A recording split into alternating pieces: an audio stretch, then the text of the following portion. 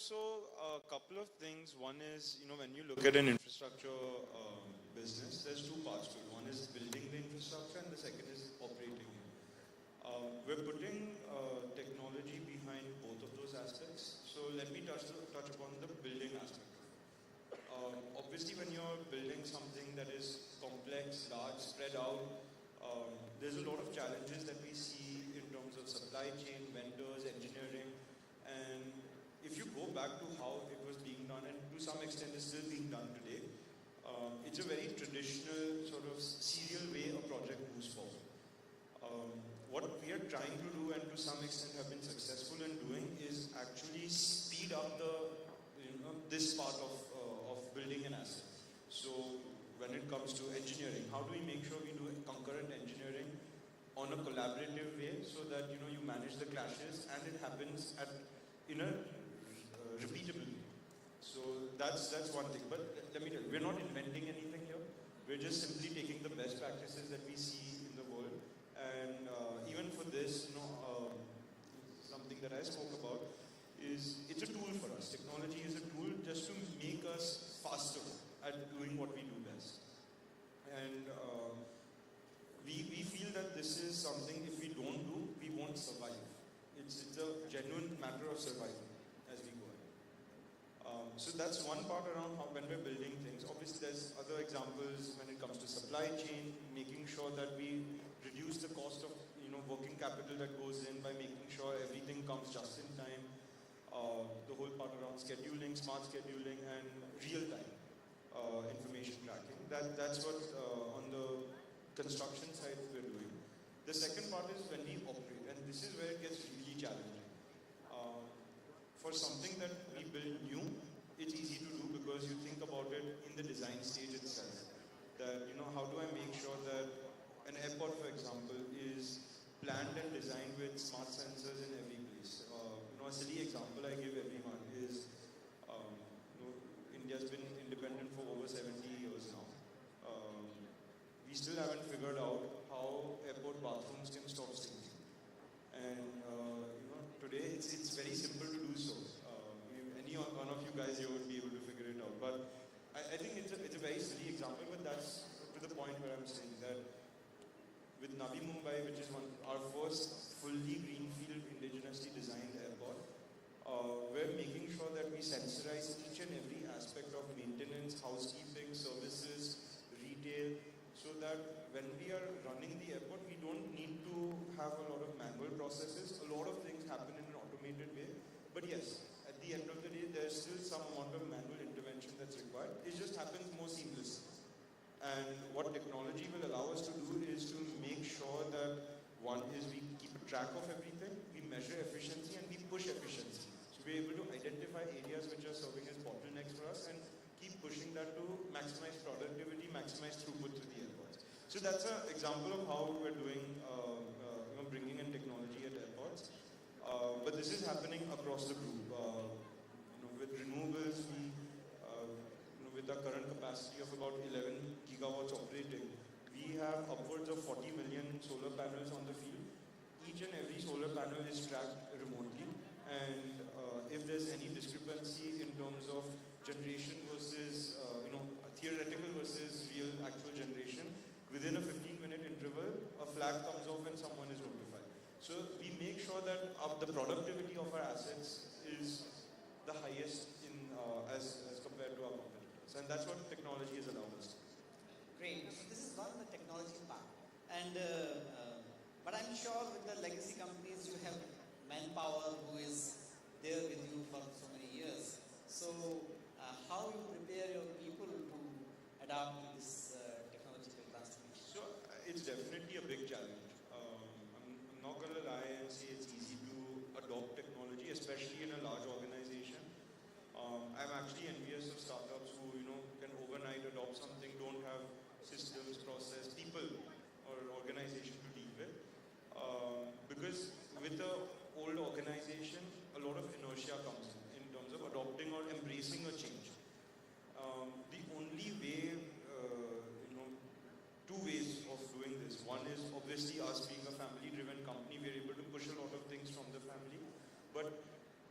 top-down can only achieve so much. We have to invest in training people, and one thing that we've realized is even people with traditional mindsets, once they realize the potential value that they're being able to generate, or basic simple tasks become easier, the adoption really picks up really quickly. That's a 30,000 feet view. I mean, there's a lot of detailing behind it, but that's primarily how we look at it, that you have to do proper training, proper demonstration, be it through power users, etc., to drive greater adoption, but it has to start with a top-down push.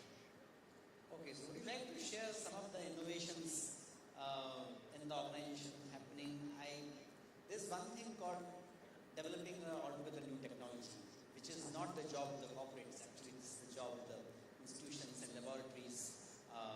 But a lot of day-to-day innovation happen. Even if you adopt a technology, innovation happens in the form of improvisation, adaptation, making it kind of suitable to your context. Since you have kind of seen quite a few businesses and youngest person in the family, we assume that you are the most tech-savvy person as well.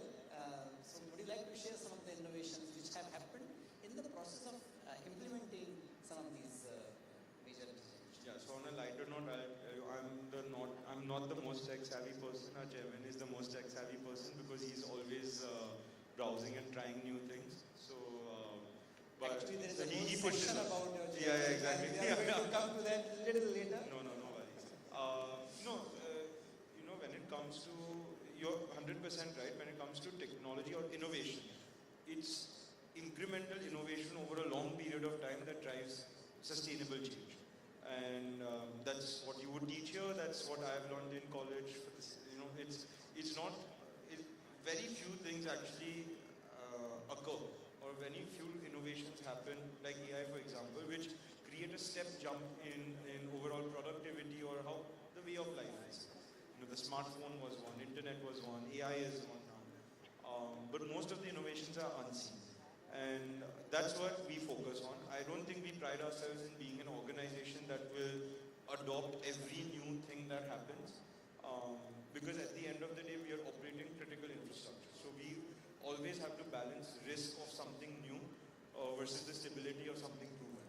And 99% of the time we'll go for stability and wait for the new things to be proven and stabilized and adopted across a wider spectrum before we would adopt it in our operational or in our critical parts. That being said, there's a lot of non-critical areas that we have. As an example, office productivity. It's not something that's super critical. So that's where we push people to sort of start using Copilot or Teams meetings for interviews that happen with real-time video analytics. And we keep trying new things. I would say the success rate is not very high, but the good thing is every now and then something clicks. And as soon as something clicks, the adoption across the organization purely based on word of mouth, not even being pushed from the top, is quite quick. And most of this, I'm happy to say that most of this innovation is driven by the team. None of this is actually, there's no central group that says that, okay, bhai, ye naya cheez hai, ab sab try karo. There's nothing like that happens. A lot of it actually comes from a lot of the young graduates that we hire. And it's our responsibility to encourage more and more of this. In large organizations, that's something that a lot of times gets missed out or sort of swept under the carpet, where freshers coming in, their ideas aren't sort of respected. And that's the culture that we're trying to build, that how do we get new ideas in and not be stuck with just what we have. That's so wonderful. It is really like a master class, because in our courses we teach that innovation is not like a lottery. You get a jackpot. Actually, it's like a funnel, and you have to keep on doing things, keep trying things, and then few things become kind of, world sees that as a jackpot, but that there is a conscious effort behind it. I don't think anything in life happens like that. I think it's always incremental. That's wonderful. So wise word, we all must remember. Since you have been involved in the strategic acquisition of a port, and now you are looking at airport.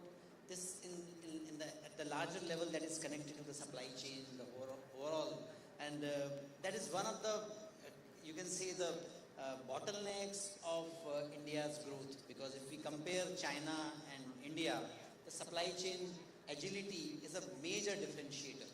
So how do you see India evolving and kind of catching up to that aspect of the competitive edge? So let me take it in two parts. One is on the logistics supply chain. Definitely India is improving, but it's still far behind a lot of developed economies.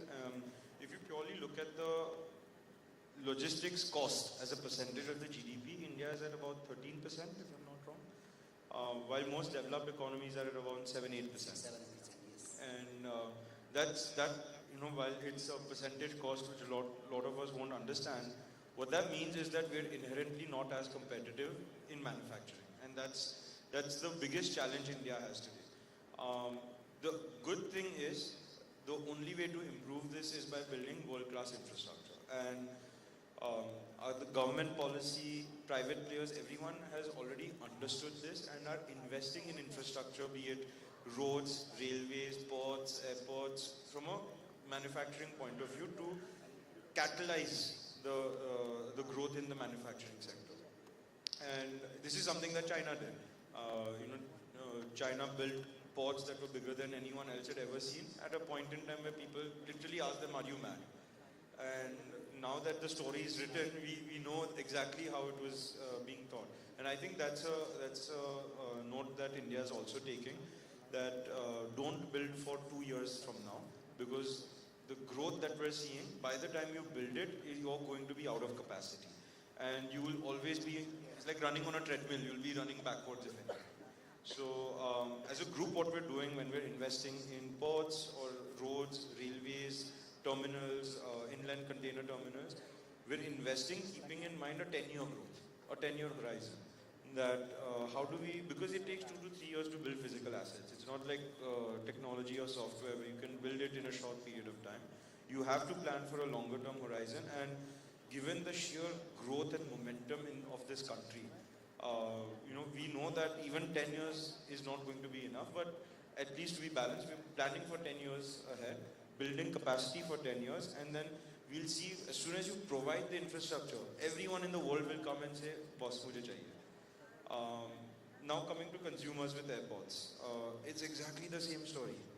If you look at Mumbai, and Mumbai is a classic example of what happened in this. 2006, both Mumbai and Delhi airports got privatized, and